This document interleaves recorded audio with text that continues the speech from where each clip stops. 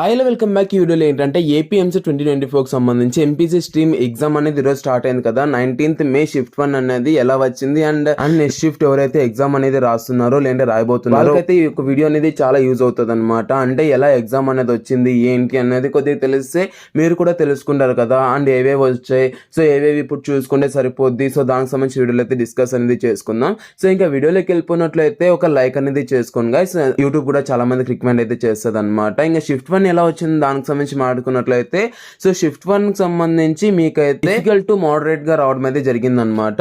అంటే మరీ అంత డిఫికల్ట్ గా రాలేదు, మరీ అంత ఈజీగా అయితే రాలేదన్నమాట.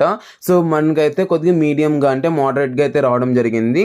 సో దీనికి సంబంధించి అంటే ఏవేవి ఎక్కువ ఇచ్చారు ఏంటి ప్రతి ఒక్కటి దీనికి సంబంధించి మాట్లాడుకున్నట్లయితే సో మ్యాథ్స్ లో చూసుకున్నట్లయితే మీకు ఫార్ములా బేస్డ్ క్వశ్చన్స్ అయితే ఇవ్వడం అయితే జరిగింది అనమాట. So easy to tough but minimum మీరు అటెంప్ట్ చేసే లెక్కే ఉందన్నమాట. అండ్ ఫిజిక్స్ లో చూసుకున్నట్లయితే థియరీ బేస్డ్ క్వశ్చన్స్ ఉంటాయి కాబట్టి సో థియరీ బేస్డ్ క్వశ్చన్స్ అట్లాగే ఫార్ములా బేస్డ్ క్వశ్చన్స్ కూడా ఉంటాయి కాబట్టి సో బేసిక్స్ చూసుకుంటే సరిపోద్ది అనమాట. అండ్ కెమిస్ట్రీలో చూసుకున్నట్లయితే బేసిక్స్ చూసుకుంటే సరిపోద్ది. అండ్ ఫిజిక్స్ లో అయితే మీరు థియరీ బేస్డ్ కూడా చూసుకున్నట్లయితే 20 మార్క్స్ అనేది కవర్ అవుతాయి కదా. సో ఇక్కడైతే 20 మార్క్స్ కి ఒక 16 to 17 to 18 మార్క్స్ అయితే అంటే ఈజీగా స్కోర్ చేసే లెక్క ఉందన్నమాట. అండ్ ఇంకోటి ఏంటంటే కెమిస్ట్రీలో ఏంటంటే మీరు కళ్ళు మూసుకొని పెట్టేసే లెక్క అయితే ఉందంట. సో అందుకే కొద్దిగా కెమిస్ట్రీ మీద కొద్దిగా ఫోకస్ అనేది పెట్టండి, ఎందుకంటే థియరీనే కదా. సో అలాగైతే మీరైతే కెమిస్ట్రీలో కొద్దిగా ఎక్కువ ఫోకస్ అనేది పెట్టండి. అండ్ ఫిజిక్స్ లో కొద్దిగా ఫోకస్ అనేది పెడితే ఇక్కడ 20 మార్క్స్ మాక్సిమం కవర్ అయిపోతాయి. అండ్ మ్యాథ్స్ లో మీరు కొద్దిగా ఫోకస్ చేసినట్లయితే 40 to 60 మార్క్స్ అయితే ఇక్కడైతే స్కోర్ చేసే ఛాన్స్ అయితే ఉంటది అనమాట.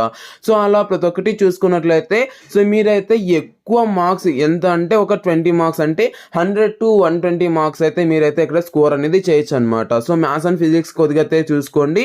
సో మీడియం టు టఫ్ అయితే రావడం అయితే జరిగిందనమాట. సో మీరు మరీ అంత టఫ్ గా అయితే రాలేదు, మరీ అంత ఈజీగా అయితే రాలేదన్నమాట. ఇదైతే కొద్ది దృష్టిలో ఉంచుకొని మీరైతే నెక్స్ట్ ఎగ్జామ్ కి కొద్దిగా చూసుకుంటారు అనేసి అయితే అనుకుంటున్నాను.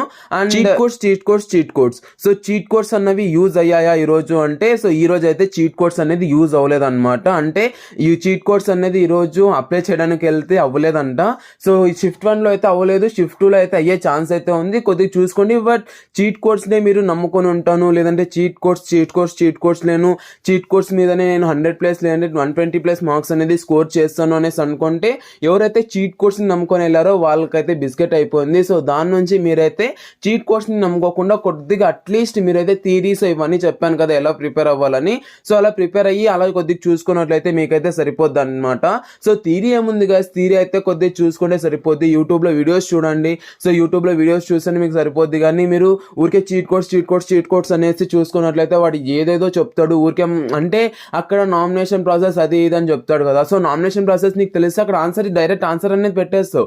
సో అలా అనమాట. సో కొద్దిగా నీ యొక్క దృష్టిలో ఉంచుకొని సో నువ్వైతే నెక్స్ట్ ఎగ్జామ్ అనేది రాస్తావు అనేసి అయితే అనుకుంటూ thank you so much for watching. And me friends కి అయితే షేర్ చేయండి. అండ్ ఎవరైతే నెక్స్ట్ ఎగ్జామ్ కోసం ప్రిపేర్ అవుతున్నారు లేదంటే నెక్స్ట్ ఎగ్జామ్ కోసం రాస్తున్నారో ఇదైతే టుమారో డే ఆఫ్టర్ టుమారో కూడా ఇదే ఒక వీడియో అనేది యూజ్ అవుతుంది అనమాట.